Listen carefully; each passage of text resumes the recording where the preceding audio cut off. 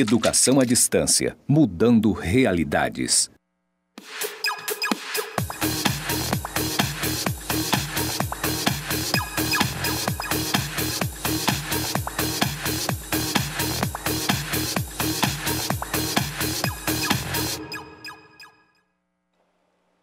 E aí, turminha, sejam todos bem-vindos aí à nossa teleaula número 3. A gente vai continuar falando aqui de linguagem de programação 2, não é isso? Tuplas. Tá certo, professora Juliana? É isso mesmo, né? Vamos dar continuidade, Vamos né? dar continuidade, da aula né? do professor Ricardo. Eu vi, o pessoal saiu ali no intervalo, né? Assim, o pessoal, todo mundo agitado. Olha só, tupla é bacana da gente implementar. Vamos continuar falando isso sobre a aula de hoje? Brincadeira, né, professora? Isso. A gente não vai judiar tanto com vocês assim não, tá bom, gente? A gente vai dar continuidade à nossa disciplina, que é o quê? Análise e projeto de sistemas 2, né? Continuação daquela que vocês tiveram no semestre passado, tá bom? E aí, só para que vocês não esqueçam, né? Eu sou o professor Saulo, vou estar ministrando aqui com vocês como formador na aula de hoje. E ao meu lado tá aqui, já falei o nome dela, Juliana, que vai dar aquele recadinho especial, né, professora? Isso, né? A gente vai dar continuidade à nossa aula hoje, ver alguns outros conceitos, né? Lembrando que sempre nessa disciplina vocês estão relembrando alguns conceitos da análise de projeto de sistema 1, né? E só lembrando o quê? Quem já fez atividade de percurso? Para não poder ficar de exame. Então vamos lá, atividade de percurso 2 ainda não fechou, dá tempo de vocês fazerem, ela está super fácil. Vão lá e façam a atividade de percurso 2 de vocês. E aí vamos inicializar a nossa aula. Todo mundo já voltou do intervalo aí, professor? Então vamos lá, professor Saulo. Bora lá, né? Quem está em pé aí, professores presenciais, por favor, peçam para que os alunos sentem aí.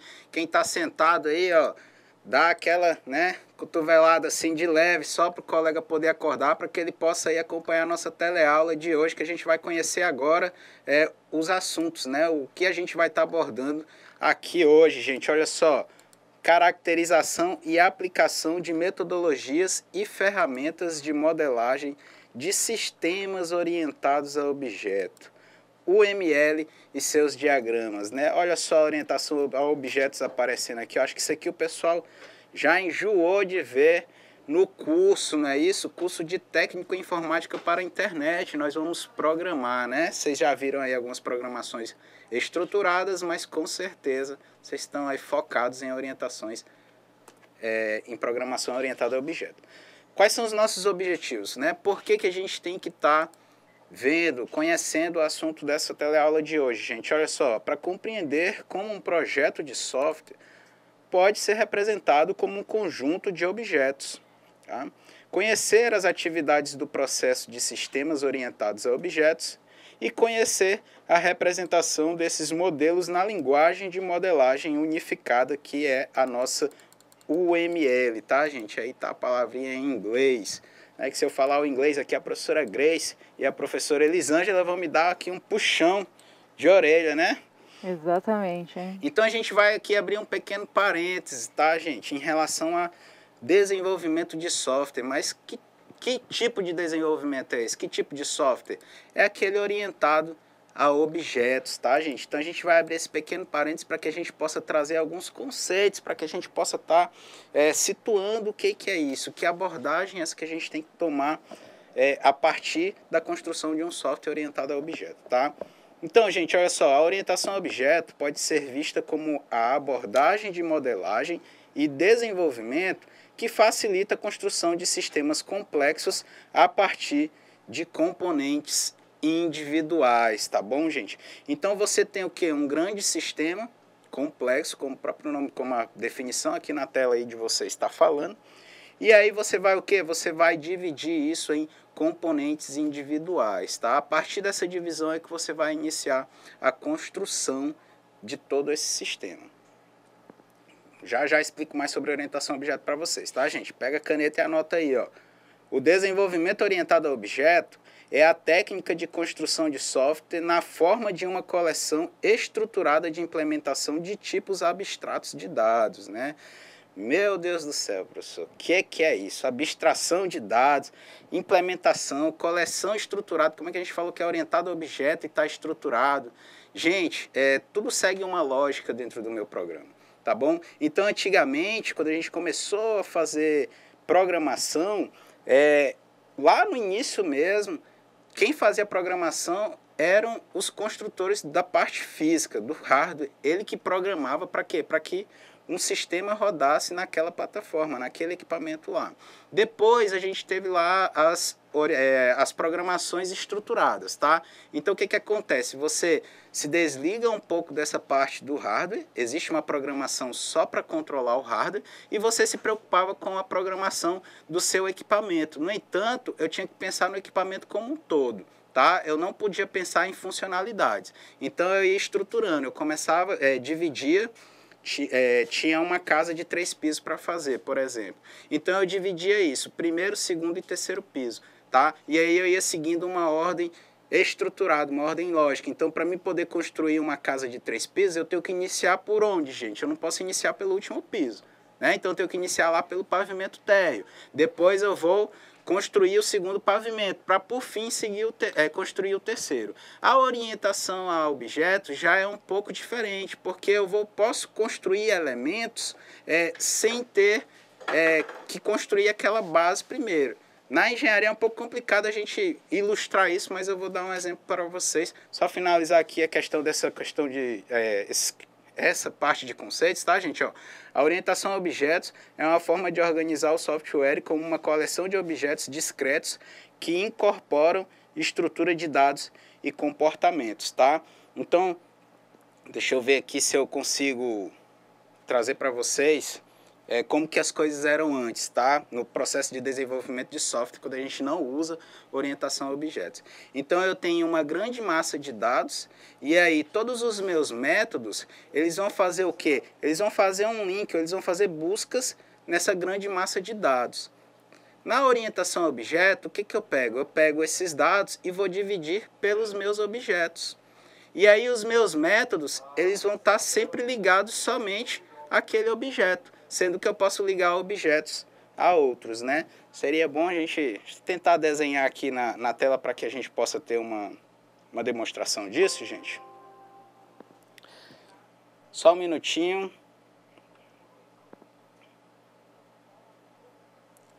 Então, como que isso funciona?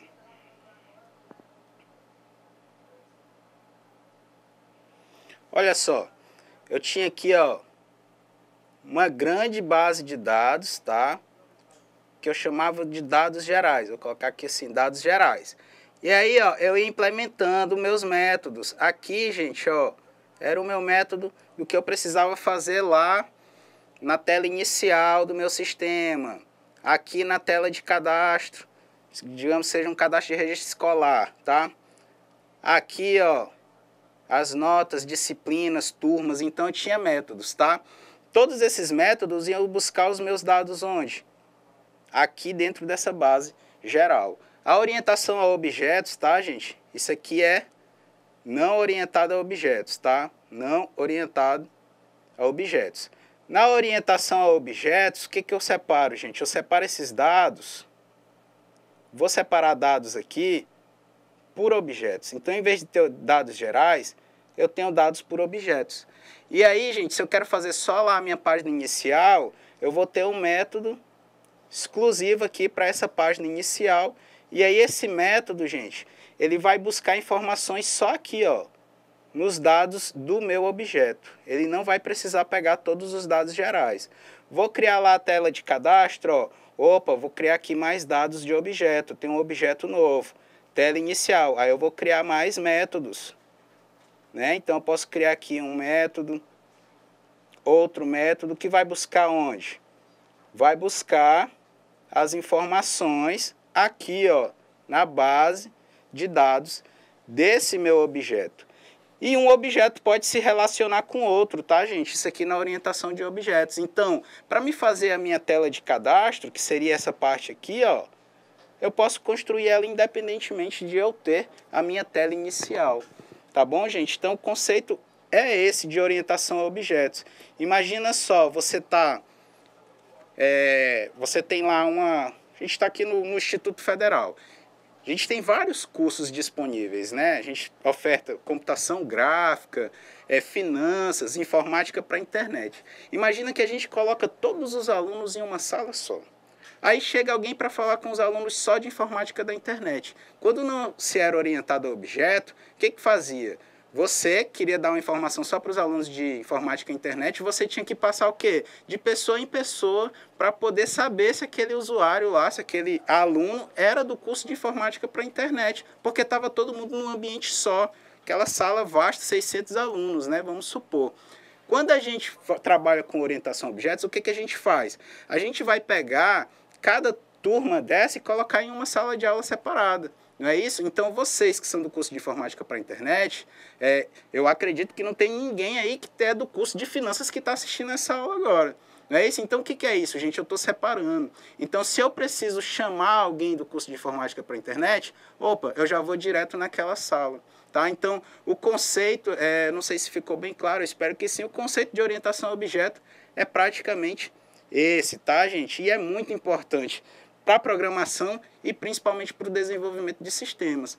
Tá? Alan Kay, que é o pai aí das linguagens de programação orientadas a objeto, quando ele pensou nisso, ele pensou o quê? Na facilidade, principalmente didática, ou seja, de dar aula de programação orientação a objetos, lá na década de 1970, quando esse processo de desenvolvimento ainda era algo muito confuso, era muito perdido, era algo que ninguém tinha muitas informações, tá bom? Então ele foi o precursor. Fica aí, ó, um desafio para vocês, para que vocês possam pesquisar. Pesquisem lá no Google depois, finalizar a aula, quem foi Alan Kay, o que ele criou, tá bom, gente? Figura muito importante aí na informática, principalmente nos dias atuais, tá? Ainda, gente, né? Isso foi só o parênteses para a gente explicar o que é orientação a objetos. A gente vai falar agora o que, ó? Dos processos de desenvolvimento de software orientado a objeto. Se a minha programação é orientada, então o meu desenvolvimento de software ele tem que ser orientado, tá, gente? Olha só, eu tenho que fazer primeiro o que, ó? Uma análise orientada a objetos. Que é toda a parte de extração de requisitos, né, professor, de levantamento, onde vocês usam as técnicas de levantamento de requisitos que vocês viram na disciplina de análise do projeto Sistema 1, a técnica de questionário, de entrevista, de observação. Né? Então, com isso, vocês criam um projeto, né, para que possa ser um processo contínuo para desenvolvimento de software orientado a objeto.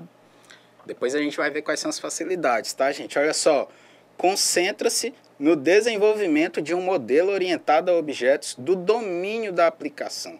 Tá bom, gente? Ou seja, domínio da aplicação, o que essa aplicação vai fazer? Os objetos nesse modelo refletem as entidades e as operações associadas ao problema a ser resolvido. Né? Vocês lembram lá daquela explicação lá que eu falei da separação dos dados por objetos em relação aos dados gerais? Tá aqui em outras palavras, tá, gente? Olha só, a gente vai dividir, ó, vai criar modelos, tá, ó, que refletem as entidades. E as operações são o que, gente? São as ações, não é isso? Então, são os meus métodos ali que eu tenho para cada dado de objeto disponível no meu sistema, tá? Então, eu vou fazer toda essa análise inicial.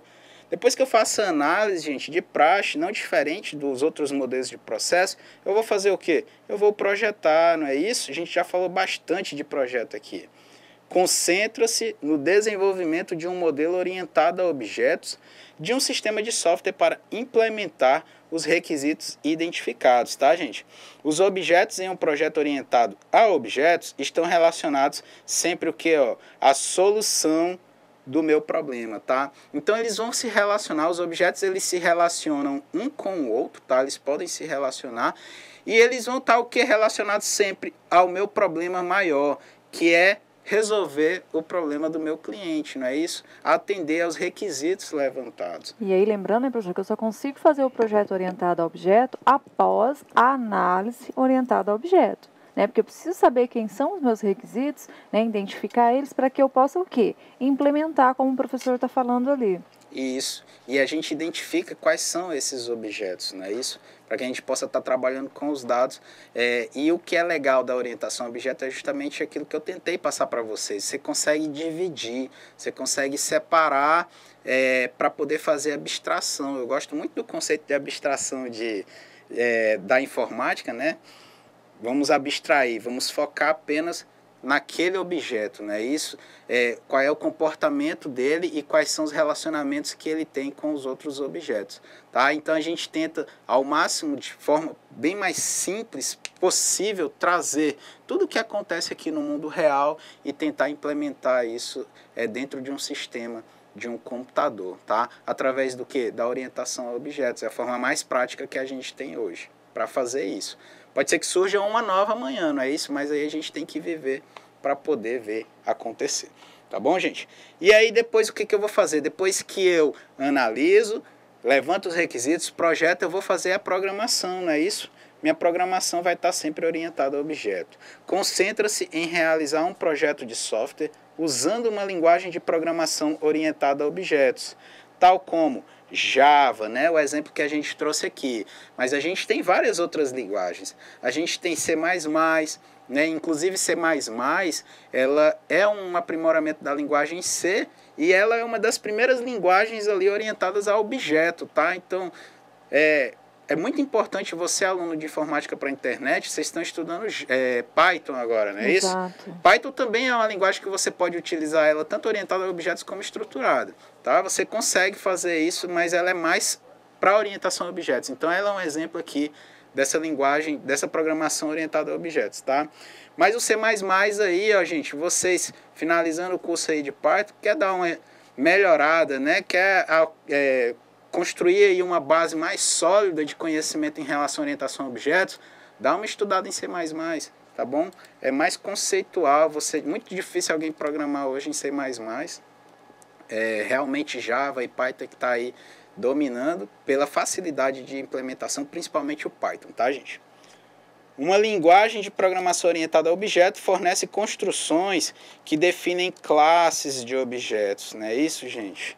E um sistema de runtime para criar objetos a partir dessas classes, tá? Então eu vou definir quais são as minhas classes e vou criar os meus objetos, né? Então a gente tem lá o que? Vamos dar um exemplo aqui. Não sei se vocês gostam de carro, por exemplo. Então a gente tem lá a classe veículos, né?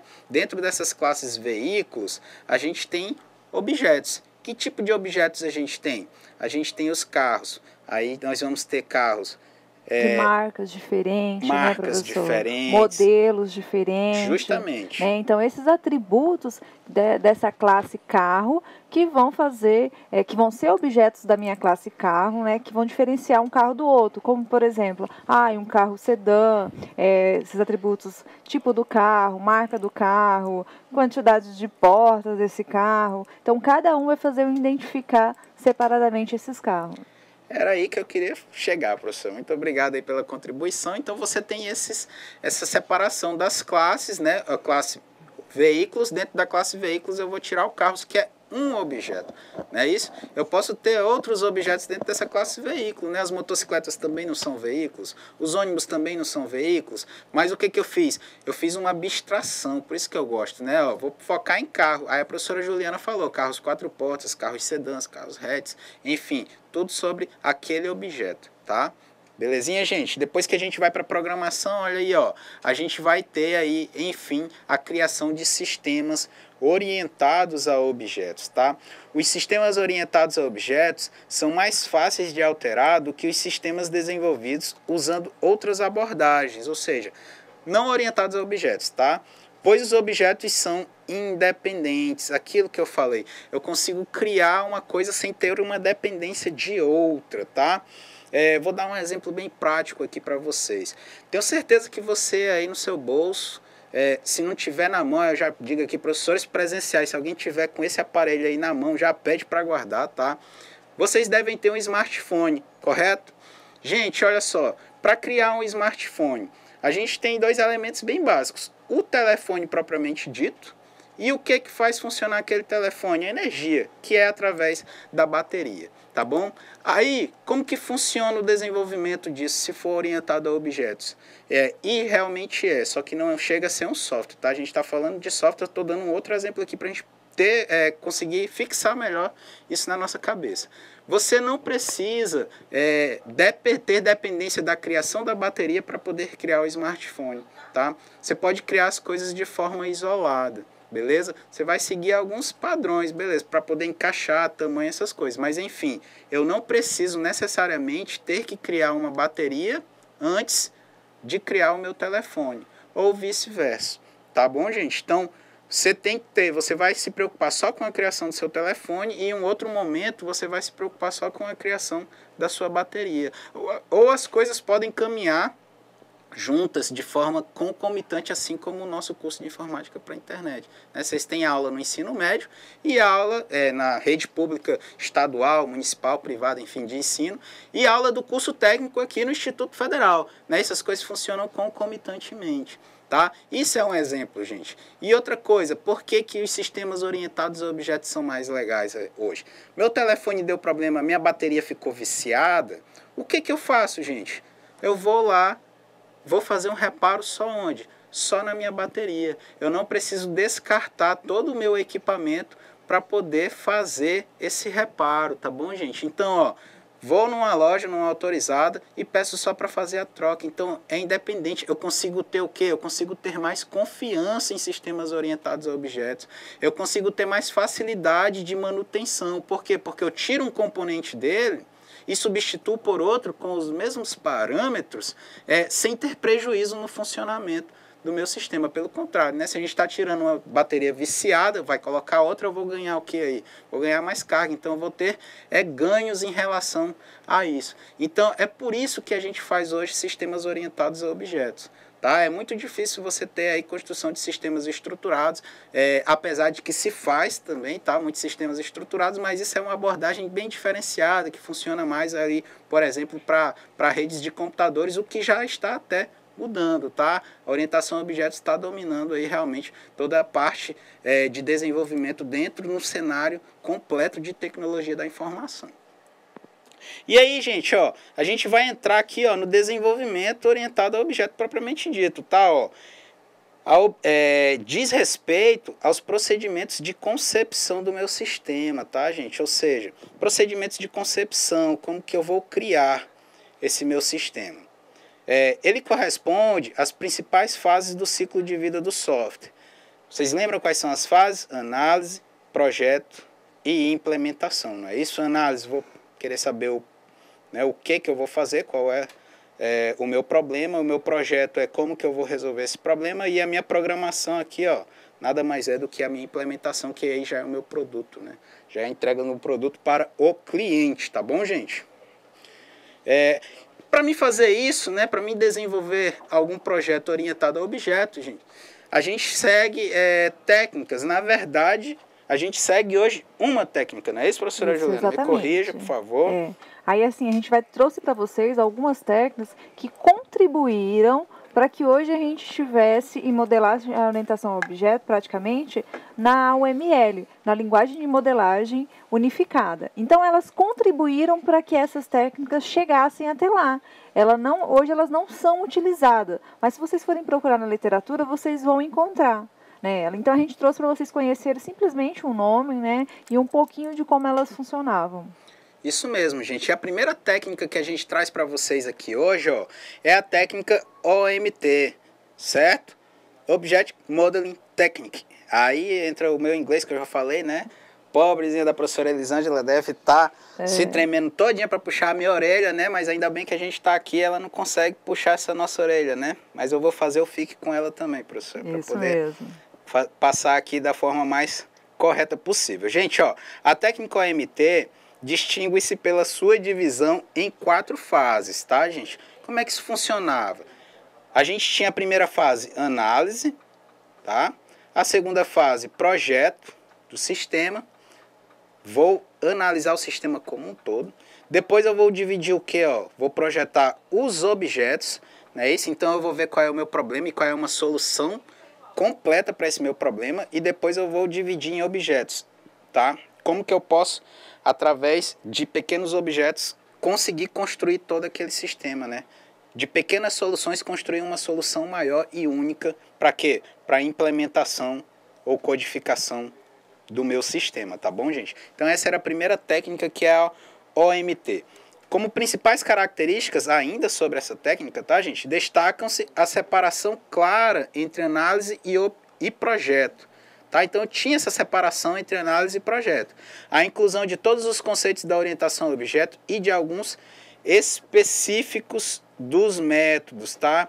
Então, eu tinha aí essa inclusão desses conceitos orientados a objetos, sempre separando o que é análise e o que é projeto, né? E eu conseguia incluir esses conceitos de orientação tanto na fase de análise quanto na fase de projetos, não é isso, professora Juliana? Isso não mesmo. Deixa eu falar besteira não, tá? Não, tranquilo, pode continuar. A fase de análise é baseada em 3 diagramas, tá, gente? Relacionados entre si e que representam os modelos de objetos dinâmico. Aliás, os 3 modelos são objetos, dinâmico e funcional, tá, gente? E aí ele vai se basear em quê? Nesses 3 diagramas, tá, gente? Que são relacionados entre si. Aliás, tudo que está no meu sistema tem uma correlação ali entre si para que ele possa funcionar, não é isso? Orientado a objetos. Então, eu divido, depois que eu divido isso, eu tenho que ver como que cada etapa, cada funcionalidade, na verdade, se relaciona com a outra dentro do meu sistema, tá? Aí, gente, a gente foi evoluindo, não é isso? A gente tinha lá a técnica OMT, a gente evoluiu para a técnica Book, tá? Ou Bosch, não sei, Book, eu vou chamar de Book. A técnica Book é dividida em 3 fases, tá, gente? Aqui a gente já diminuiu algumas fases, né? Análise de requisitos, análise de domínio e projeto. Com ênfase maior onde, gente? Ó, no projeto. Não é isso? O projeto é a arquitetura do meu sistema, tudo aquilo que eu preciso, tá? Então, ele vai ter uma análise inicial de requisitos, não é isso? Quais são os problemas que eu tenho que resolver para o meu cliente. Uma análise de domínio, tá, gente? O que é isso? Qual é o domínio do meu cliente? Aí, se for um sistema financeiro, eu vou ter que analisar isso de forma...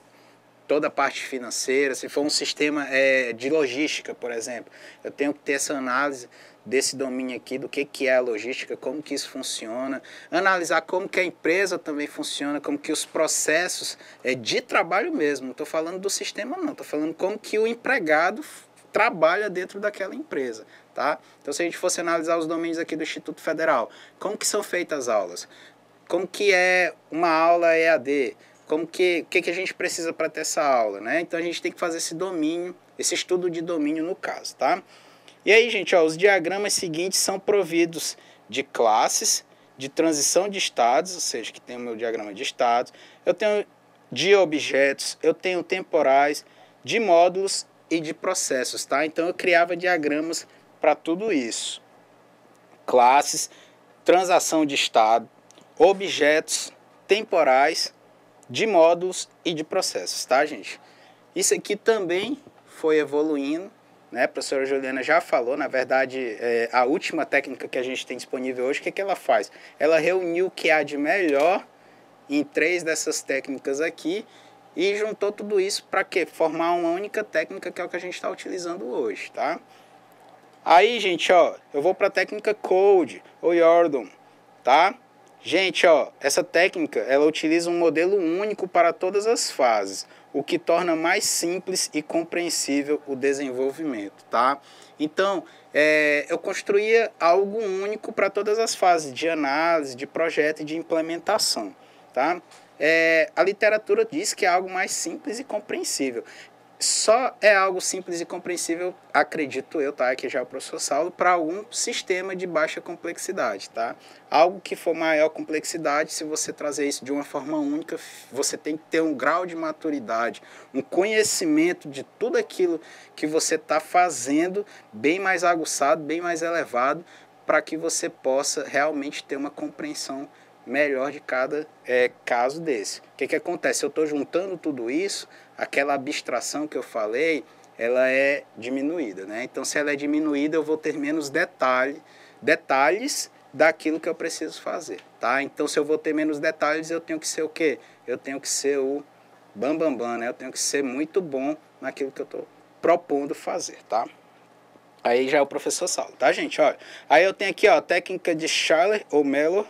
Ela fornece um conjunto integrado de modelos de análise que depois são traduzidos em recursos de design, dando durante o projeto, tá? Então eu tenho vários o que, ó, conjunto integrado. Eu tenho vários modelos que se integram, gente, tá? Em relação a quê? A minha análise de dados. Depois isso vai criar o que, ó? São os recursos, vai ser traduzido em recursos de design do meu sistema. Design é o que? É o desenho do meu sistema. Então na análise eu já vou fazer alguns desenhos do meu sistema e depois eu vou fazer o que? Eu vou destrinchar cada desenho desse dentro do meu projeto, tá? Gente, ó, técnica OSE, ou OSE, tá? A técnica OSE é concentrada em casos de uso e permite, durante a análise, aprofundar o entendimento de como o sistema deve ser realmente utilizado, tá? Então, esse diagrama aqui, ó, o mais simples que a gente tem, que são os casos de uso, a gente falou na nossa primeira aula também, ele vai permitir, durante a análise, aprofundar o entendimento de como o sistema deve ser realmente utilizado. Depois a gente evoluiu para a técnica de fusão, tá, gente? Olha só, corresponde a uma integração das técnicas OMT e de Book, na qual os dois modelos de objeto e de interface, tá, gente, ó, visam representar os aspectos estáticos e dinâmicos do meu projeto, tá? O que são os aspectos estáticos, gente? As telinhas, não é isso? O design do meu sistema, tá? O que são os aspectos dinâmicos? As ações. As ações são traduzidas como os métodos, ou seja, a funcionalidade do meu sistema, tá bom, gente? E aí nessa técnica, professora, a gente vê que eles já pegaram duas outras técnicas, né? Juntaram, fizeram a fusão, tanto que deram o nome da nova técnica de fusão, para tornar uma nova técnica, que é a nossa próxima técnica, que já é a fusão das três, né? Isso. Eles viram, opa, deu certo, a gente pegou duas, deu certo, mas espera aí, vamos melhorar isso aqui. O que a gente não pode melhorar? Então vamos pegar mais uma, que é a nossa última técnica, gente. Ó, essa aqui vocês já ouviram falar, técnica UML, que é a junção, ó, da OMT Book e OOS, beleza, gente? Ó, que nada mais é a linguagem unificada de modelagem, tá, gente? Ó, e aí ela utiliza essas três técnicas reunidas e que hoje, ó, tá sendo aí criado um padrão pela OMG, tá, gente? É uma organização aí mundial que só trabalha com essa parte de engenharia e projetos de software, tá? E aí a UML, tão conhecida por vocês, com certeza vocês já viram falar nisso, até porque a gente teve a disciplina de análise de projetos 1, tá? Ela é a junção dessas três técnicas aí que foram só evoluindo ao longo do processo de desenvolvimento, tá, gente? E aí daqueles modelos que a gente falou, a gente tem um modelo de objeto, modelo dinâmico, bora conhecer um pouco esses modelos aqui, tá, gente? Olha só, o modelo objeto, ele descreve a estrutura de objetos no sistema, sua identidade, suas relações com os outros objetos, seus atributos e suas operações. Então, ó, eu vou me preocupar com os objetos, não é isso? Tudo que tem em relação a esse objeto, a identidade, as relações com os outros objetos, os atributos, não é isso? A gente viu lá o veículo, vamos pegar um objeto, vamos pegar o carro. Aí a gente já se preocupou com o quê? A identidade. Opa, esse carro, quais são as identidades? Vamos já passar para os atributos, não é isso? Então, vai ser um carro sedã, um carro hatch. Isso tudo, gente, a gente se preocupa nesse modelo aí que é o modelo objeto. O modelo, ele tenta capturar a estrutura estática, ou seja, eu vou pegar ali só um desenho do meu objeto. Eu não quero saber como que ele vai agir, quais são os métodos que tem, o que ele vai fazer, tá? Eu quero saber características desse objeto. O máximo que eu tenho que saber aqui em relação de ação é como que ele vai se relacionar com outros objetos, tá? Dos componentes do mundo real que se pretende representar, tá bom, gente? Então é sempre isso, orientação a objeto. A gente traz algo do mundo real, tenta implementar isso dentro de um sistema computacional, tá? E aí eu vou me preocupar aqui nesse primeiro modelo, que é o modelo objeto, apenas na parte estática, tá? Ou seja, parado. Eu não vou me preocupar com os métodos aqui nesse modelo, tá? Gente, ó, o modelo objeto, ele tem uma representação gráfica na forma de diagramas, contendo as classes dos objetos. Então já tem um diagrama aqui, ó, com seus atributos e operações, não é isso? Organizando segundo hierarquias e associações com os diagramas de outras classes, né? Então, vou me preocupar com o que, gente? Com as minhas classes, tá? Aí eu falei, gente, ó, eu não vou me preocupar aqui com as ações. O que são os métodos? São as ações. As ações, gente, é a parte mais complexa, digamos assim, da programação, que eu vou programar como que ele vai se comportar, qual vai ser o comportamento daquele objeto dentro do meu sistema. Então aqui, gente, eu vou listar só as possíveis ações, possíveis relacionamentos, mas de forma estática, sem prever como que ele vai fazer essas movimentações, como que ele vai se comportar, tá?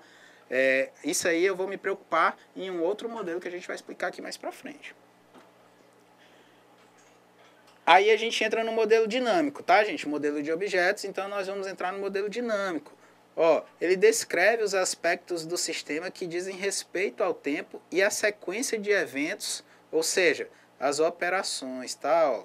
Então eu vou me preocupar com o quê? Ó? Com os aspectos do sistema, tá? Como que esse sistema vai funcionar? Em relação ao quê? Ó? Ao tempo e à sequência de eventos, tá? A gente está trabalhando com objetos separados. Então, qual é o tempo que eu preciso que um objeto faça uma tarefa para que outro objeto possa iniciar uma nova tarefa ou dar continuidade àquela tarefa dentro do sistema, tá? Por exemplo, a gente pode dar um exemplo assim, a simples atividade de vocês realizarem um saque. Então, eu tenho o cartão de crédito, vou lá e preciso tirar o dinheiro, sacar o dinheiro lá. E como eu vou fazer isso daí? Quais são as operações que realizam, a sequência de operações que realizam até eu pegar o dinheiro no caixa lá?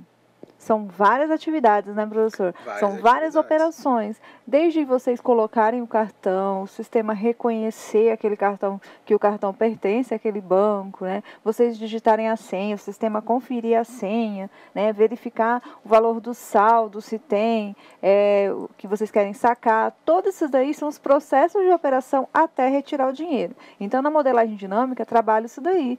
Todos os passos até eu conseguir realizar aquela atividade. Isso. E aí a gente vai dar continuidade aqui, ó. Os conceitos utilizados nessa modelagem dinâmica são eventos que representam os estímulos externos e de estados que representam os valores do objeto. Casa direitinho com o exemplo que a professora Juliana acabou de dar em relação ao saque, tá, gente? Lembrando que a gente tinha um modelo objeto. Qual era a palavrinha que a gente tinha lá? Estática, né? Aqui é o que, ó? Aqui é dinâmica, então aqui já é movimento, sequência de ações que acontece dentro do meu sistema, tá, gente?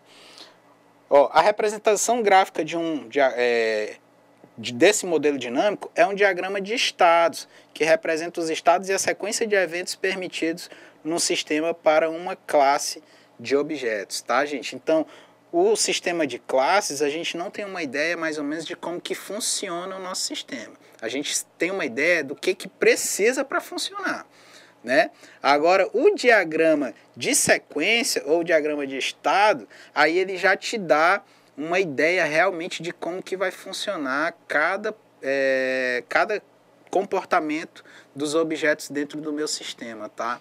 Então ele te dá até uma noção em relação ao usuário mesmo, como que o usuário vai fazer para acessar o AVA, por exemplo. Tá? Então, esse diagrama vai trazer todo o passo a passo. A partir do momento em que você digita lá o seu usuário e senha, o que acontece ali por trás. Para a gente, usuário, é tudo muito transparente, não é isso? Então, o que para mim, enquanto usuário leigo, o que eu preciso? Eu só preciso ter um usuário e um login. Mas na programação, o que funciona? O que eu preciso ter? Eu preciso ter um banco de dados, eu preciso ter um SGBD. Ali naquele banco de dados, eu preciso ter as informações do meu usuário e da minha senha. Não é isso? E isso vai se relacionar com o quê? Isso vai se relacionar com outras coisas dentro do meu AVA. Por exemplo, esse usuário vai estar cadastrado em uma turma, esse usuário vai estar cadastrado em algumas disciplinas, tá bom? Então, tudo isso entra dentro desse diagrama que vai te dar essa sequência. É bem bacana, é um dos que eu realmente gosto mais, porque você consegue ter uma visão panorâmica do que vai acontecer dentro do seu sistema. Olha só, gente, depois que a gente cria o modelo dinâmico, a gente vai para o nosso modelo funcional, né? Isso, ó, descreve os aspectos do sistema que dizem respeito às transformações de valores, tá? Olha só, eu tenho as minhas funções, mapeamento, restrições e dependências funcionais, não é isso, professora Juliana? Isso mesmo. Que aí vem a parte dos diagramas, né? Que você vai seguindo o fluxo de como a atividade acontece, né? E colocando todos os valores dos cálculos, toda a questão certinha de como vai acontecer e a questão da restrição também é trabalhada nesse modelo. Isso, já é o processamento realmente do meu sistema, tá bom, gente? O modelo funcional, ele é representado por vários diagramas de fluxo de dados, ou seja, os DFDs, né? Que mostram as dependências entre valores e o cálculo de valores de saída a partir dos valores de entrada, tá? E as funções, ou seja, o que eu me preocupo aqui no modelo funcional? Eu vou ter dados, né? Esses dados, ó, eles vão ter que gerar uma saída. Então eu vou ter que me preocupar qual é o cálculo, quais são os métodos, as ações para poder gerar esses valores de saída aqui, ó, a partir do que? Se tem uma saída, lógico, tem que ter uma entrada. Então a partir da minha entrada e do que o sistema faz com essas entradas, que são as funções, tá, gente? Meu processamento. Aí, ó, o modelo funcional, ele inclui também as restrições entre os valores no modelo de objeto. A gente já falou aqui de restrições que tem... eu gosto de dar bastante exemplo em relação às restrições de segurança, não é isso? E você tem várias outras, tá? E a gente tem aí também relações entre esses modelos, tá? Modelo objeto, modelo dinâmico e o nosso modelo funcional. Tá? Qual é a relação? Ó, o modelo de objeto ele descreve a estrutura de dados sobre a qual os modelos dinâmico e funcional operam. Tá? Então eu tenho primeiro que fazer o quê? Eu vou fazer uma descrição da estrutura. Tá? Para quê? Meu modelo objeto é a parte inicial. Né? Então eu vou fazer vou fazer essa descrição inicial, que não é pequena, né? Da estrutura do meu sistema. Para quê? Para que eu possa construir os outros dois modelos disponíveis. As operações no modelo objeto correspondem aos eventos no modelo dinâmico, tá, gente? Ou seja, ó, as operações são o quê? São os meus eventos lá no modelo dinâmico. E as funções são o quê? São lá do meu modelo funcional, tá? Então eu tenho tudo isso aí dentro da relação entre esses meus modelos. E a gente tem também aqui, ó, o modelo dinâmico, ele vai descrever a estrutura de controle dos objetos, tá? E aí, ó, as ações no diagrama de estado correspondem às funções no diagrama funcional, tá? Os eventos no diagrama de estados tornam-se as operações lá no meu modelo de objetos, tá? Então tem essa dependência, essa relação entre os três modelos disponíveis. E a gente tem que usar os três, tá? E a gente tem aqui o modelo funcional também, não é isso, gente? E a funcionalidade é tudo, né, professora? Toda a parte do sistema. Né, imagina só você tá numa sala de aula sem funcionar algum equipamento, é complicado, né? De concluir a aula. Gente, olha só, descreve as funções invocadas pelas operações no modelo objeto e as ações no meu modelo dinâmico, tá, gente? Olha só, as funções operam sobre os valores de dados especificados pelo modelo objeto, tá? O modelo funcional mostra ainda as restrições sobre os meus valores. Então, isso aqui é só as relações, gente. O que eu preciso saber aqui? Que um tem dependências com o outro, tá? Então, se existem dependências um com o outro, eu tenho que fazer bem feito o meu modelo de objetos para depois conseguir construir lá o meu modelo dinâmico e, por fim, lá o meu modelo de funcionalidades, tá? Se eu fiz o meu modelo de objetos e estou tendo dificuldades no meu modelo dinâmico, é porque alguma coisa ficou pendente lá no meu primeiro modelo de objetos. Então, você tem que dar uma revisada nisso tudo aí. E você pode só verificar alguns erros também lá na construção do seu último modelo, que é o modelo funcional, na hora da funcionalidade do meu sistema, tá? Então, existem essas relações e você tem que saber, tá? Sempre o meu objeto vai estar se preocupando com o comportamento e as funções que ele exerce dentro do meu sistema, tá, gente? Isso qualquer sistema baseado em orientação a objeto, você vai ter que ter essa preocupação aí também, tá? Então, gente, olha só, né? Para finalizar aí essa parte de processos a orientação a objetos, ó, processo de projeto orientado a objetos, o que eu preciso fazer? Ó, compreender e definir o contexto e os modos de uso do sistema. Tenho que compreender e definir, né, como que isso vai funcionar, o contexto e como que eu vou usar esse sistema. Isso aí a gente traz para orientação a objeto, mas também é aplicado nas outras técnicas, tá, gente? Aí eu vou projetar a arquitetura de sistemas do meu sistema, identificar os objetos principais do sistema. Isso aqui é o que mais se difere, né, dos outros, que nas outras que não são orientadas a objetos eu não vou me preocupar com a identificação desses objetos, lógico, né? E aí eu vou desenvolver o modelo de projeto, aí a gente tem lá aqueles modelos que a gente acabou de falar. Bora ver se o pessoal tá ligado aí, professora. Gilmara, na última aula, ela gabaritou, não foi? Respondeu todas as questões, né, professora? Todas as questões, passou uma resposta bem bacana e a gente citou aqui o nome da Gilmara. Bora ver se o pessoal tá ligado. E na aula de hoje, ó, quero ver se vocês copiaram também para ver se a gente consegue falar o nome de vocês aqui, né? Também. Até agora eles não têm dúvida nenhuma, professor. Não mandaram nenhum questionamento aqui. Manda menos Os meninos são inteligentes, hein? Manda menos um oi pra gente saber se vocês estão aí, né, gente? Por favor. Tá? Olha só, aí a gente vai especificar as interfaces por último lá do meu objeto, tá, gente? Olha só, interfaces do meu objeto. Então eu tenho aqui uma separação, tá? Identificar interfaces do meu objeto, não do meu sistema. Então, isso tudo compõe o meu processo de projeto orientado a objeto. Tá, gente? Aí a gente vai falar aqui um pouco sobre a UML, tá? Ó, linguagem unificada de modelagem, gente. Ó, é uma linguagem ou notação de diagramas para especificar, visualizar e documentar modelos de quê? De software orientados por objetos. A UML não é uma metodologia de desenvolvimento, tá, gente? Muita gente confunde. Forma de fazer sistema utilizando o UML. Não. É só uma linguagem. De modelagem. De modelagem. É só uma parte do meu projeto. Eu não vou programar com ela, né? Eu vou simplesmente o quê? Criar os modelos, né? Que são orientados a objetos para a construção do meu sistema. Do meu sistema, isso. Tá? E aí a tecnologia ela é tão parceira, ela é tão bacana, professor, que a gente não programa, mas tem ferramentas case que a gente desenha o nosso diagrama, que modelar é criar um modelo, ou seja, desenhar aquele nosso sistema, e aí a partir daquele desenho ele já gera um código.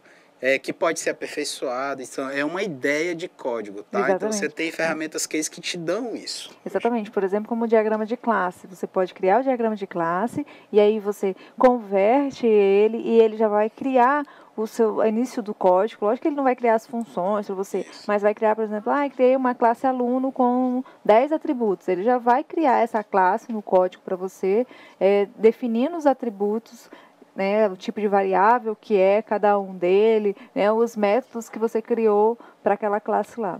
E vira o DER, né, que é o diagrama entidade de relacionamento que a gente utiliza lá no nosso banco de dados, né? Então, assim, simplifica o trabalho utilizando a modelagem, mas ela não é uma metodologia de desenvolvimento. A gente tem que saber diferenciar as coisas, tá? Olha só, gente, basicamente a UML permite que desenvolvedores visualizem os produtos de seus trabalhos em diagramas padronizados, tá? Então a gente fica chateado quando alguém está tentando explicar alguma coisa pra gente, a gente não está conseguindo entender, aí o que esse ser humano fala, né? Que a gente fica chateado. Cara, eu vou desenhar para ver se você entende alguma coisa. A UML é basicamente isso, modelagem, é criar um desenho, tá? E por incrível que pareça, a partir desse desenho, a minha concepção daquilo que vai acontecer no sistema parece que dá uma clareada geral. Parece não, realmente funciona, né? Então, se a pessoa diz, eu vou desenhar para ver se você entende, deixa ela desenhar, que se você está com dúvida mesmo, a melhor coisa que tem para a gente poder explicar alguma coisa e entender, sem que hajam dúvidas, é a partir do desenho, tá? E aí tem outros exemplos, por exemplo, um gráfico, né? Você tem uma tabela cheia de dados, você vai analisar aqueles dados de forma separada. Se você fizer um gráfico daqueles dados, é muito mais simples de você visualizar, de você compreender, de você fazer uma análise crítica em relação àquilo lá. O ML basicamente segue esse mesmo modelo, tá, gente? E aí sobre o ML, gente, ó, a gente tem aqui os diagramas estruturais, diagramas comportamentais e os diagramas de interação, tá, gente?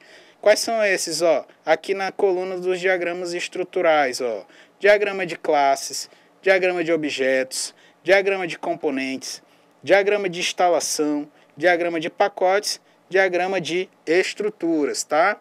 Aqui nos comportamentais, gente, olha só, diagrama de caso de uso, diagrama de transição de estado, diagrama de atividade. Gente, olha só, aqui no de interação, diagrama de sequência, diagrama de interatividade, diagrama de comunicação, diagrama de tempo. Tá bom, gente? Vamos parar um pouquinho, né, professor? Fazer as atividades Vamos fazer as atividades de sala de aula, tá? Tem só mais 3 slides aqui pra gente falar, mas é pouquinha coisa, tá, gente? Não se preocupem. E aí a gente vai dar esse tempo para que vocês possam fazer as atividades de sala de aula. Quem tiver dúvida também pode passar as dúvidas para que a gente possa estar aqui tentando minimizar da melhor forma possível, tá bom, gente? Isso aí. Belezinha? Então, bora lá, gente. Vamos na massa. Até daqui um pouco.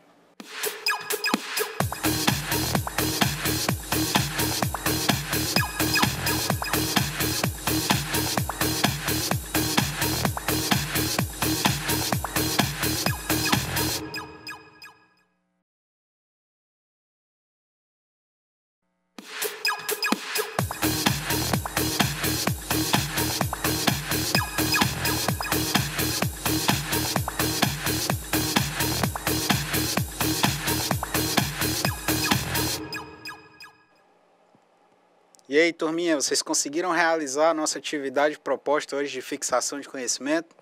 A professora Juliana já me falou aqui que teve algumas interações, né, professora? Isso mesmo. Alguns mandaram aqui as respostas, aqui a gente vai falando durante as respostas das questões, né? Isso. Mas antes, gente, vou pedir para vocês só mais um pouquinho de paciência que a gente vai já iniciar aí a nossa correção das atividades de fixação, que são as nossas atividades de sala de aula. Ficou faltando só algumas coisas em relação a ferramentas, case e sobre os diagramas, tá? Então eu vou pedir para que vocês acompanhem aqui na tela o que são os principais diagramas que a gente tem, que a gente falou, tá? Ó, da UML, gente, são os diagramas estruturais, tá aqui. Os diagramas comportamentais e os diagramas de interação. Não vou repeti-los, tá? Porque a gente já falou antes na nossa teleaula. Só frisar aqui, gente, que desses diagramas, os mais importantes, tá? E mais utilizados, não poderia nem dizer mais importantes, os mais utilizados na modelagem são o diagrama de classe, diagramas de caso de uso e diagramas de sequência, tá? Dentro de cada tipo de diagrama desse que a gente tem disponível. E aí, atendendo uma solicitação da coordenação do curso, a gente trouxe aqui alguns exemplos de diagrama, tá? Aí a gente tem aqui, ó, o diagrama de caso de uso, esse se vocês conhecem bastante, não é isso? Ó, a gente tem aqui os atores e os casos de uso, tá? Isso aqui são os relacionamentos entre os meus atores e os meus casos de uso, ok, gente?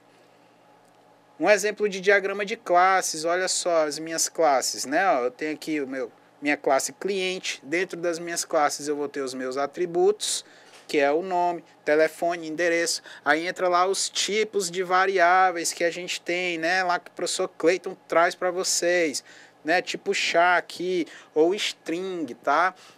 Nessa ferramenta a gente traz char, que é de caractere, e pode ser também conhecido como string, tá, gente? E aí aqui embaixo a gente tem os métodos, que é o cadastrar, o alterar ou excluir, tá? E as outras classes, isso aqui é um exemplo de diagrama de classes, tá, gente? E aí, finalizando, o que eu falei que eu acho muito legal de visualizar é o diagrama de sequência, tá, gente? Porque a gente tem aí uma ideia, uma noção de como que vai funcionar o passo a passo, né, professor? O passo a passo do nosso sistema, né? Isso. Então, assim, hoje eu não faço mais, que hoje é tudo muito intuitivo, mas eu gostava muito daquele negocinho que vinha com os produtos que chamava manual do usuário, né? E aí você, antes de iniciar, eu tinha tanto receio, né, de fazer alguma coisa errada, então eu ia lá e lia o manual do usuário. Hoje é muito difícil você comprar um celular que tem manual de usuário. Tem às vezes em software mesmo, mas é tão interativo, tão intuitivo ali com você que você aí já basicamente foi excluído, tá? E aí a gente tem aqui uma ideia de como que funciona. Então eu tenho aqui lá o meu objeto cliente, o meu objeto pedido e o meu objeto atendente. O que cada um deles vai fazer, ó. Então o cliente vai consultar, depois ele vai realizar o pedido, não é isso? Opa, então ele vai se relacionar com outro objeto aqui, ó, né? Com o objeto pedido. Então tem o relacionamento e a sequência das coisas. Vocês podem ver que o alterar status do pedido, ele só vai acontecer se eu tiver uma consulta ali do meu cliente antes, tá? Então você tem uma sequência iniciando sempre aqui, ó, de cima para baixo. Então, esses são os exemplos de diagramas que a gente tem disponível, tá? Os mais utilizados, que é o que a gente pôde trazer para vocês aí na nossa teleaula de hoje, gente. Aí eu tenho aqui, ó, as ferramentas de modelagem, tá? Eu falei ferramentas case, eu não lembro, acho que eu falei ferramentas case, mas ferramenta case são todas as ferramentas que dão suporte ao processo de desenvolvimento, não é isso, professora? Exatamente. Dentro dessas ferramentas, existem as ferramentas de modelagem, que é o termo que a gente trouxe aqui no nosso slide. Isso aqui, gente, só vai te ajudar a modelar, não é isso? Aí a gente tem uma aqui, ó, muito top, que é da empresa IBM, que é a Rational. Essa daqui, gente, ela é paga, tá? Você tem que pagar para poder utilizar. A maioria delas tem uma parte paga e tem uma parte gratuita, free, que você tem ali restrições de recursos utilizando a parte gratuita, tá? Então, a Rational, ela tem contempla várias etapas do meu processo de modelagem, né? E aí eu consigo ter uma visão maior, mais completa daquilo que eu preciso fazer, tá? As outras também são muito boas, tá? Ó, essa daqui eu lembro que eu usei muito. Jude, que hoje está no Astar. Usei muito, tá, gente? Para modelar lá, fazer o TCC da minha graduação. Né? Então, a proposta era construir um sistema, então eu tive que fazer toda a parte de modelagem e eu usei essa ferramenta aí. Muito boa também, tá? Umbrello, UML, Poseidon para o ML e aqui da Microsoft, que é o Microsoft Visual Modeler, tá, gente? Aqui são alguns exemplos, né, professora Juliana? Existem várias outras ferramentas que vocês podem estar aí disponível para poder utilizar. Tá. Ok, gente, então bora passar agora para a atividade de sala de aula, né? Isso. Já antecipo aqui o meu agradecimento em relação às respostas que vocês já trouxeram para a gente, tá? Queria também dar um alô especial, professor. Fiquei sabendo que o pessoal lá em Humaitá, no Amazonas, também assiste nossas aulas através da internet, né? Pessoal do Instituto Federal. Então, um alô para o pessoal que também está nos acompanhando aí pela internet, tá, gente? Então, bora lá, bora ver o que a gente vai fazer de atividade hoje. Qual é a primeira questão que a gente tem? Questão 1, tá? Quais os 3 processos de desenvolvimento de software orientados a objetos? Né? Ainda peço para que você explique, né? Não adianta só falar o que é, você tem que dar uma pequena explicação do que é cada um desses. Então, vocês lembram aí, gente? Então, a gente teve contribuição, professor, aqui do Polo de Porto Velho, o aluno Mendes mandou, né? Ele respondeu que é análise, projeto, testes, que a análise captura intenções e as necessidades dos usuários. O projeto é o resultado da análise e expandido em soluções técnicas. Testes observam o sistema como uma caixa preta e verifica se o sistema está funcionando de acordo com o diagrama de use classe. E aí a gente também teve contribuição lá do Espigão do Oeste. Isso foi o Melo, né? Melo Porto Velho, obrigado Mendes, aí, tá? professor. Mendes, perdão. Mendes, obrigado aí pela contribuição, tá? Análise, projeto, beleza, mas tem umas coisinhas diferentes que a gente vai explicar aqui, tá? Só ver as outras contribuições. Ouro Preto, é isso, professora? Espigão do Oeste. Espigão, professor. né? Análise orientada a objeto. Concentra-se no desenvolvimento de um modelo orientado a objeto do domínio da aplicação. Os objetos nesse modelo refletem as entidades e as operações associadas ao problema a ser resolvido. Projeto orientado a objeto. Concentra-se no desenvolvimento de um modelo orientado a objeto e um sistema de software para implementar os requisitos identificados. Os objetos em um projeto orientados a objetos estão relacionados à solução do problema. E a programação concentra-se em realizar um projeto de software usando uma linguagem de programação orientada a objeto. Aí ele deixou como exemplo Java, né? Que é uma linguagem que fornece construção que define classes e objetos de um sistema. Aí esse não colocou, acho que foi o aluno Alan que respondeu. Aí lá de Buritiza a gente também teve contribuição hoje, professor. Legal. Isso. Ele colocou que a análise orientada a objeto analisam as entidades e as operações associadas ao problema a ser resolvido. Projeto orientado a objeto é a solução do problema. E a programação orientada a objeto realiza um projeto de software usando uma linguagem de programação orientada a objeto, como exemplo Java. Então, essas foram as contribuições que a gente recebeu sobre a questão 1. Legal, o pessoal falando em Java aí, né? O pessoal está estudando Python, está falando em Java aí. Legal, gente. Obrigado pela contribuição de vocês. Pigão do Oeste levou a sério, né, professora? Negócio de explique, né? Colocou bem detalhado, Colocou bem né? detalhado, né? Isso que o professor faz a pergunta ali, mas ele não quer algo tão raso, né? E aí, parabéns para o aluno. Quem é o aluno, professor? Depois que conseguir a gente achar aí, que a gente falou da Gilmar na aula passada, o Alan, né, de Espigão do Oeste. Parabéns, Alan, pela sua contribuição aí, que você conseguiu detalhar realmente toda essa parte dos processos, tá? E a gente trouxe aqui realmente o que é a nossa resposta em relação a essa pergunta, gente, ó. A gente tem a fase de análise orientada a objetos, tá? Aí o que ela vai fazer, ó? Vai concentrar no desenvolvimento de um modelo orientado a objetos do domínio da aplicação. Os objetos nesse modelo refletem as entidades e as operações, as associações aos problemas a ser resolvido, tá? Então eu tenho que fazer primeiro a minha análise. Essa minha análise, ela tem que ser orientada ao objeto. Então eu tenho que levantar os requisitos de cada objeto desse, tá? E aí esses objetos, eles vão ter suas ações, seus atributos, ações e métodos dentro do meu sistema. Então isso tudo tem que ser analisado, beleza? Lembrando que no projeto de software comum, a gente faz a análise, mas análise de forma,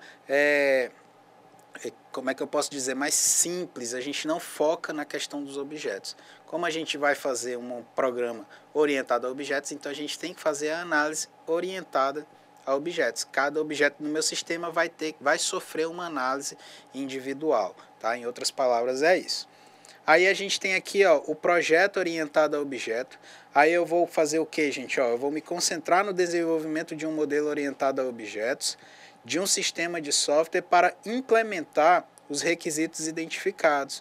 Os objetos em um projeto orientado a objetos estão relacionados o quê? A solução do meu problema, tá? Assim como qualquer projeto. Negócio que aqui eu estou trabalhando com orientação a objetos, tá bom, gente? Então eu vou focar nos problemas que cada objeto desse pode solucionar dentro do meu sistema. E aí, por fim, gente, a gente tem aqui, ó, a programação orientada a objeto. Essa eu tenho certeza que vocês gostam mais, que nada mais é do que criar o nosso código fonte, né? Ó. Então eu vou concentrar em realizar um projeto de software usando uma linguagem de programação orientada a objetos, como o Java, que foi explicado aí, foi exemplificado também pelos nossos colegas. Mas a gente pode trocar aqui o Java pelo Python também, tá, gente? Uma linguagem de programação orientada a objetos fornece construções que definem classes de um objeto e um sistema de runtime para criar objetos a partir dessas classes. Então tá igual ao que a gente viu lá nos slides na nossa teleaula passada, porque a definição é essa mesmo, tá, gente? Não adianta trazer algo diferente. Então eu vou ter lá a parte de análise orientada a objeto, projeto orientado a objeto e a minha programação orientada aos objetos, não é isso? Qual a importância de tudo isso? Para que a gente possa ter um sistema com facilidade de manutenção, um sistema confiável. Vocês lembram a questão lá da bateria que eu expliquei para vocês? Se eu tirar a bateria do meu celular e trocar por outro, o meu celular ele vai continuar tendo lá as mesmas funcionalidades. Ele não vai perder, eu não vou perder a minha confiança em relação à utilização daquele celular, tá? Por quê? Porque eu troquei só um componente, só um objeto. Tá? Então, a orientação ao objeto funciona dessa forma, eu consigo ter mais confiabilidade também. Além disso, uma coisa muito bacana que a gente tem, que eu acho que não foi citada aqui na teleaula, é a possibilidade de reutilização de código-fonte quando você trabalha com orientação ao objeto, tá? Porque você vai trabalhar com herança dentro das classes. Isso tudo não é nada novo, tenho certeza. Vocês já ouviram falar isso dentro de outras disciplinas do curso, né? Porque a gente já está caminhando aí para a finalização, né, do nosso curso. Todo mundo aí vai ser certificado em breve. E aí, gente, ó, você consegue reutilizar os códigos. Por quê? Porque eu tenho a construção de uma ideia central e eu vou só aplicar e mudar para cada objeto daquele dentro do meu sistema, tá bom, gente? E lembrando que a gente tem a questão da herança, que foi o que eu falei, então eu tenho um objeto pai aqui, esse objeto pai, ele pode ter alguns objetos filhos, então todas as características do meu objeto pai vai ser replicado aqui automaticamente nos filhos, não é isso? Assim como é na nossa casa. Então a gente tem o nosso pai e nossa mãe, características que a gente tem, que a gente observa no nosso pai, a gente consegue observar na gente mesmo, na nossa mãe também a mesma coisa, né? Orientação a objeto funciona basicamente assim, tá bom, gente? Então, bora lá para a questão número 2. Olha só, quais as técnicas para desenvolvimento de software orientado a objetos? A gente passou aí algumas técnicas que foram desenvolvidas, né? Isso, que foram atualizadas e hoje a gente tem uma que é a mais utilizada, aliás, que é a utilizada nesse processo de desenvolvimento de software orientado a objetos, tá?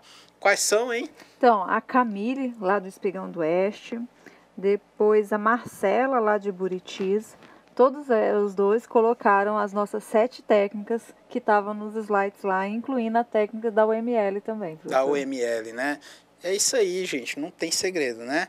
Passar logo aqui para a nossa resposta, olha só as técnicas, seguindo uma ordem até cronológica, não é isso, professor? Então, a gente teve aqui primeiro, ó, a OMT, foi a primeira técnica que a gente tinha, não é isso? Então, ele separava lá em análise, projeto, análise de objetos, tá? Então, separava todas as fases. Aí veio a Book, que deu uma aprimorada, né? E aí, por seguinte, veio o que? A Code, a Shaler, Melo, Use, que já era aqui as que eram trabalhadas de forma individualizada, tá? Aqui para cima. E aí aqui embaixo, gente, ó, a partir da sexta, aí a gente teve a técnica de fusão, tá bom? O que é a técnica de fusão aqui, ó? Juntou a primeira com a segunda, né? Conceitos da primeira com conceitos da segunda, para que a gente pudesse construir essa técnica de fusão. E aí, por fim, veio a UML, que é utilizada até hoje, que juntou conceitos da primeira, da segunda e da quinta técnica que a gente teve desenvolvida aí ao longo desse, né, ao longo desse processo de desenvolvimento, tá? Ao longo histórico mesmo, né? Ao longo dos anos que a gente viu que precisava melhorar essas técnicas, até porque a orientação a objetos também foi evoluindo, então se a nossa base é orientação a objetos e ela está evoluindo, com certeza a gente também tem que seguir e evoluir também lá a parte do nosso projeto, tá, gente? Aí eu vou para a questão número 3. Quais são os modelos de modelagem orientada a objetos? E aí eu peço também que você explique a sua resposta. Isso. Então, a gente teve lá do Espigão do Oeste. Foi a aluna Natiele que respondeu, professor. Ela colocou assim, o modelo objeto. Descreve a estrutura de objetos no sistema. Sua identidade, sua relação com os outros objetos, seus atributos e suas operações. Este modelo tenta capturar a estrutura estática dos componentes do mundo real, que se pretende representar. E para o modelo objeto tem uma representação gráfica na forma de diagramas, contendo as classes de objetos com seus atributos e operações, organizando seus hierárquicos associações com os diagramas de outras classes.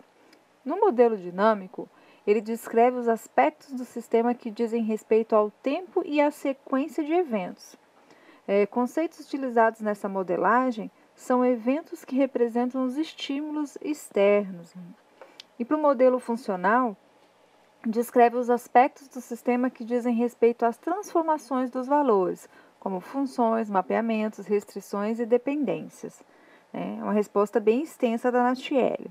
Já a Marcela, lá de Buritis, ela fez um resumo assim mais do que é os modelos, como um modelo de objeto, que descreve a estrutura de objetos do sistema, suas identidades, as relações com outros objetos. E para o modelo dinâmico, descreve os aspectos do sistema que dizem respeito ao tempo e à sequência de eventos.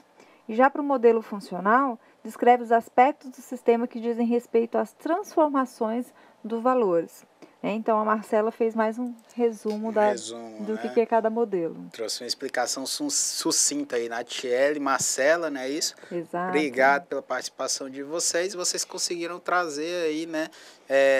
A Natiele trouxe uma explicação mais detalhada, né? Não é isso? E a Natiele trouxe mais detalhada. A Marcela trouxe uma mais sucinta aí, que também abrange, né, os modelos que a gente viu.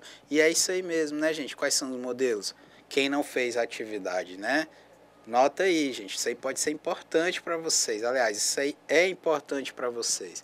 Não só para poder conseguir tirar uma nota boa na prova, mas também quando vocês forem lá participar na prática de um processo de desenvolvimento de software, tá? Então, anotem aí, gente. A gente tem um modelo de objeto, Aí a gente vai ter o modelo dinâmico e a gente vai ter o modelo de funcionalidade, ou seja, o modelo funcional do nosso objeto, tá? Qualquer não. Todos esses modelos, eles se relacionam entre si. Então, eles possuem interdependências um do outro, tá? Então, se eu vou fazer um modelo objeto, eu tenho que me preocupar em relação às funções também. Não adianta ver isso de forma isolada, tá? Apesar de que você está construindo só um modelo objeto, mas você já tem que prever algumas coisas. Porque se você não fizer isso, quando você for fazer o seu modelo dinâmico e o seu modelo funcional, você vai ter problemas para poder modelar esse seu software, tá, gente? Então, bora ver aqui a definição, né, que a gente trouxe dessa questão aqui, ó. Primeiro que a gente tem é o modelo objetos, né, isso que eu acabei de falar, tá? O modelo objeto, ele vai descrever a estrutura de objetos do sistema, e aí entra aquela parte estática, né, isso que eu falei, que é o que vai diferenciar ele do modelo dinâmico, tá? Então, eu vou ver quais são as relações, quais são as ações, mas eu vou ver ele de forma assim, vou dar um olhar especial só para aquele meu objeto, por enquanto. Eu não vou me preocupar, eu tenho que saber quais são as ações que ele vai fazer, beleza. Mas eu não tenho que me preocupar de como que ele vai fazer essas ações. Esse como que ele faz as ações, eu vou me preocupar nos outros modelos que seguem aqui abaixo. Tá? Aqui é o número 2, não é isso? Não é o número 3. Aí a gente tem aqui ó, o modelo dinâmico. Tá? Então, se o primeiro é um modelo estático, que é uma visão parada do meu sistema, aqui já é um modelo em funcionamento, em andamento, com ações. Tá? Ó, o modelo dinâmico ele descreve os aspectos do sistema que diz respeito ao tempo e à sequência dos eventos, né? Ou seja, as nossas operações, tá bom, gente? Então, eu vou me preocupar com o quê? Com o tempo e a sequência dos eventos, tá? Que vai acontecer dentro do meu sistema. Aquele diagrama que a gente viu, que eu falei que é o que eu gosto mais, diagrama de sequência, ele traz essa ideia, né? Como que as coisas acontecem seguindo uma sequência lógica dentro do meu sistema e qual é o tempo que isso também leva para poder acontecer. Isso aí nada mais é do que as minhas operações, tá, gente? Dentro do meu sistema. E aí, por último, a gente tem aqui ó, o modelo funcional. Então, são as funcionalidades, tá? O modelo funcional descreve os aspectos do sistema que dizem respeito às transformações de valores. Lembrando que a gente vai passar tudo do mundo real aqui para o mundo virtual. Então, se a gente vai passar dados. Esses dados vão ser o quê? Vão ser trabalhados, processados ou transformados dentro de um sistema e aí isso tudo vai ter me gerar o quê? Vai me gerar uma saída. Essa saída que a gente trouxe aqui nada mais são do que esses valores, tá? Aí o que eu vou fazer com esses valores aí já é algo para eu pensar, né? Para o meu gerente pensar, enfim, para a minha organização pensar, ou seja, para resolver os problemas daquele meu cliente. Tá? Então, eu tenho as entradas de dados, essas entradas são processadas e isso aí vai gerar um valor. A transformação, como que ele transforma esses dados em valores, é aí o meu modelo de funcionalidade, ou o meu modelo funcional, que é o que a gente trouxe aqui para vocês. Então, a gente tem esses 3 tipos de modelo disponíveis. Modelo de objetos, modelo dinâmico e o modelo funcional. Guardem isso aí na cachola de vocês, tá bom, gente? E aí a última pergunta, não é isso? Cite 3 ferramentas de modelagem orientada a objetos. Pode ser alguma que não foi citada em sala de aula, tá, gente? Aí a gente pediu aqui, ó, para que você utilize o celular para fazer uma pesquisa, né? Olha só, professora. Sabia que na França, agora recentemente, o governo baixou uma lei proibindo a utilização de celular. Aqui no Brasil a gente ainda não tem lei, né? A maioria dos professores não gostam, a não ser que seja para quê? Para realizar pesquisa. Então, larga aí os aplicativos de bate-papo e rede social, então faz essa pesquisa aí, quais são os exemplos de ferramentas de modelagem que a gente tem disponível, tá? Será que alguém trouxe alguma que é diferente daquelas que a gente trouxe no slide, hein, professora? A gente apresentou aqui na sala de aula? Quero ver, hein? Vamos ver. A Gilmara, professor, lá de Espigão, respondeu uma questão para a gente hoje. Não nos abandonou, não. Bem-vinda, né? Então, ela respondeu... Ela acabou hoje colocando as mesmas. É a IBM, Rational, a Pro Umbrello, a Microsoft Visual. E aí também a gente teve a Marcela, lá de Buritis, que colocou... Está participando bastante hoje, né, professor? Também colocou Rational Rational, a Jude, a Java e a UML. A maioria, todos colocou os mesmos que a gente... mesmo, né? É que esse pessoal tá sem internet, sem né? internet ou sem o celular, hein? Isso aí é algo para a gente estar pesquisando, né, professora? Aí na sala de aula com os tutores. Gente, ó, ali a gente trouxe alguns exemplos simples, né, de ferramentas de modelagem que são as mais utilizadas e também mais conhecidas, né? Mas existem várias outras. Aquele exemplo que a gente trouxe lá são ferramentas que você tem que baixar, fazer download da internet para poder instalar no seu computador. Então, é um aplicativo desktop. Mas existem outras que você também pode fazer toda essa modelagem onde? Você pode fazer essa modelagem na nuvem. O que é isso? Ferramentas online. Que vocês, técnicos em informática para a internet, quem sabe podem entrar aí como programadores num projeto desse, de construção de uma ferramenta de modelagem. Já pensou, né, professora? Ia ser bacana, que aí vocês conseguiriam agregar bastante conhecimento em relação a isso, né?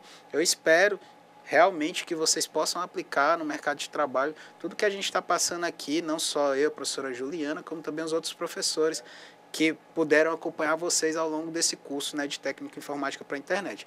E aí eu elenquei alguns aqui e trouxe alguns diferentes daqueles que a gente mostrou em sala de aula agora há pouco, tá? Olha só, gente, ó. A gente tem o Star, o ML, Visage Modeler, ou para modelar, né? E esse aqui que eu descobri recentemente com a professora Juliana, né? Que ela me apresentou essa ferramenta, que é o Draw.io. É uma ferramenta, o que, gente? Essa aqui, ó, é uma ferramenta web, né? Então, você consegue fazer a modelagem a partir da utilização de internet. Todos os seus dados vão ficar lá na nuvem, bem simples, eu não preciso instalar. Para que serve isso? Qual é a importância dessas ferramentas de modelagem? Você está lá na parte de análise. A parte de análise do nosso projeto, a gente tem também a negociação com o cliente. É normal que a gente faça isso, em alguns casos, tá? E aí, o que eu falei sobre modelagem? Não é a gente desenhar para ter uma noção mais clara do problema que a gente tem para resolver. Então, às vezes, eu estou explicando para o cliente, e é natural, né, professora, que às vezes a gente fala termos técnicos, a gente fala algo que só é conhecido na informática, o cliente ele não vai deter esse conhecimento, na maioria das vezes, então ele não vai entender aquilo que você está querendo transmitir. Então, o que você faz? Meu amigo, bora acessar aqui, ó, acessa lá o Draw.io e faz um diagrama ali para ele, né? Pode ser um diagrama de caso de uso. Na hora que você está negociando com ele, tá, gente? Então, isso dá até um suporte. Aí o cara vai ver, pô, vai te dar, ó, vai gerar confiança no cliente, né? Isso, ó, esse cara realmente sabe o que é. Esse cara realmente está trazendo aí coisas que eu não tinha visto ainda, né? De diferente, talvez, de alguns outros profissionais que ele tenha consultado, tá? Então, isso aí ajuda também nessa fase de análise, mas vai ajudar principalmente onde? Na fase de projeto, né? Que a gente já tem que ter a construção ali de todos os diagramas, tem que estar tudo certinho para que a gente possa construir lá os nossos 3 modelos. Modelo do objeto, modelo dinâmico e o modelo de funcionalidade do meu sistema, tá bom, gente? Então, essa era a atividade proposta para a aula de hoje. Eu quero aqui agradecer você que participou com a gente dessa aula, tá? Tá acabando, né, professora? A gente tem aí até a aula número 4, depois a revisão. Então, fiquem conosco, por favor, e a gente aguarda vocês na próxima aula. Vou deixar agora que a professora Juliana se despeça também. Então, a gente até a próxima aula. Não percam a próxima aula, a gente vai falar sobre padrões de projetos, né, padrões de desenvolvimento de software. É bem legal. E aí, a gente conta com vocês aqui na próxima aula com mais interação. Até a próxima.